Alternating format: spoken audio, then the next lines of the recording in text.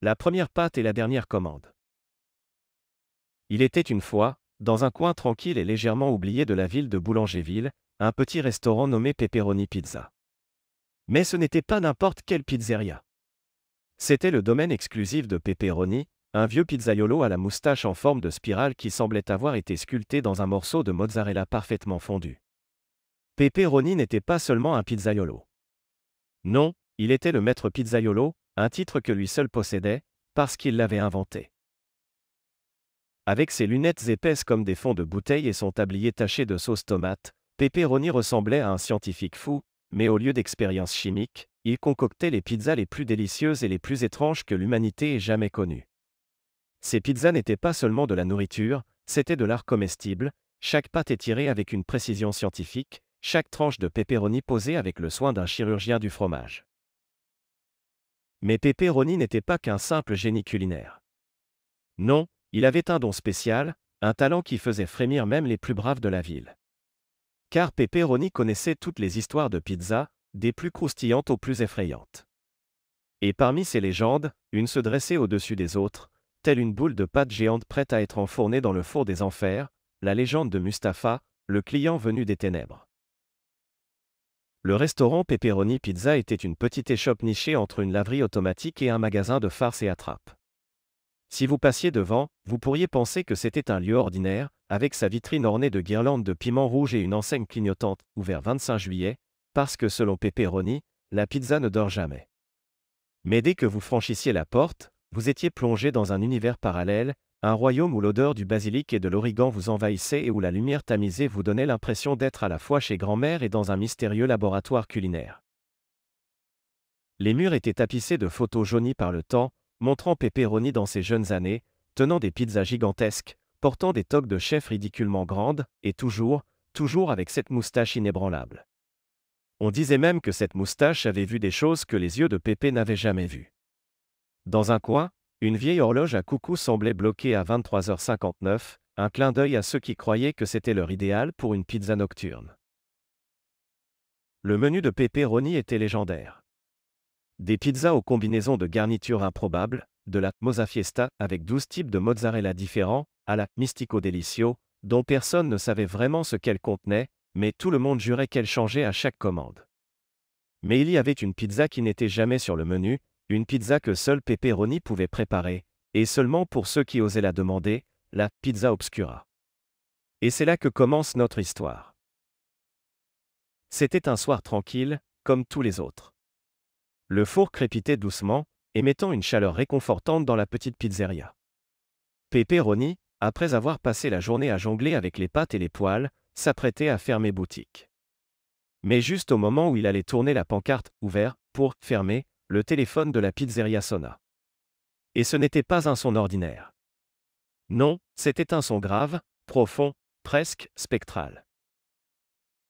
Pepperoni décrocha le combiné, et il se passa un instant avant qu'il n'entende une voix qui lui glaça le sang.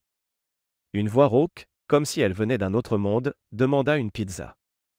Mais pas n'importe quelle pizza. Le client mystérieux voulait une pizza obscura. Pepperoni sentit un frisson parcourir sa colonne vertébrale, comme si une main glacée lui avait caressé le dos. La pizza obscura. Il n'avait pas préparé cette pizza depuis des années. Pas depuis que. Enfin, il n'était pas question de cette histoire maintenant. Il prit une profonde inspiration et accepta la commande.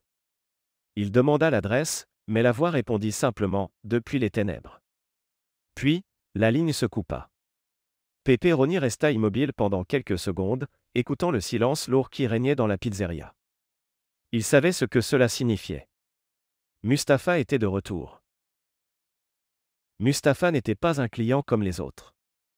D'après la légende, il était autrefois un marchand de tapis voyageurs, connu pour ses affaires douteuses et sa réputation inquiétante. Il était dit que Mustapha avait trouvé un tapis très spécial, un tapis qui pouvait voler. Mais ce n'était pas n'importe quel tapis volant. Ce tapis l'emmena non pas dans les cieux, mais dans un autre royaume, un monde où les ombres régnaient et où le soleil ne se levait jamais. Personne ne savait exactement ce qui était arrivé à Mustapha dans ce royaume. Certains disaient qu'il était devenu un seigneur des ombres, d'autres qu'il s'était perdu dans l'obscurité pour l'éternité. Mais une chose était certaine, depuis ce jour, Mustapha n'était plus le même. De temps en temps, il revenait dans notre monde, mais seulement pour une chose, une pizza obscura de pepperoni. Cette pizza était spéciale, car elle n'était pas seulement faite de farine et de tomates. Non, elle nécessitait un ingrédient secret, un ingrédient que Pepperoni gardait précieusement, scellé dans un vieux coffre au fond de sa cave. Cet ingrédient n'était pas de ce monde, et chaque fois que Pepperoni l'utilisait, il savait qu'il ouvrait une porte vers l'inconnu. Pepperoni descendit lentement les escaliers vers la cave, ses pieds hésitant à chaque marche. La cave était froide et sombre, à l'exception d'une petite lumière vacillante qui émanait d'une ampoule poussiéreuse. Au fond de la pièce se trouvait un vieux coffre, aussi ancien que le monde lui-même. Pépé sortit une clé de sa poche, une clé qui semblait ne pas avoir servi depuis des siècles, et la tourna dans la serrure.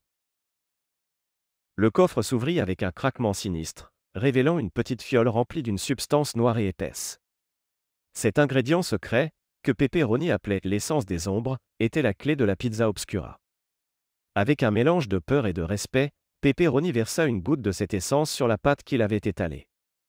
Immédiatement, la pâte sembla absorber la lumière autour d'elle, devenant d'une couleur noire profonde, presque abyssale. Il étala ensuite la sauce tomate, mais pas n'importe quelle sauce tomate.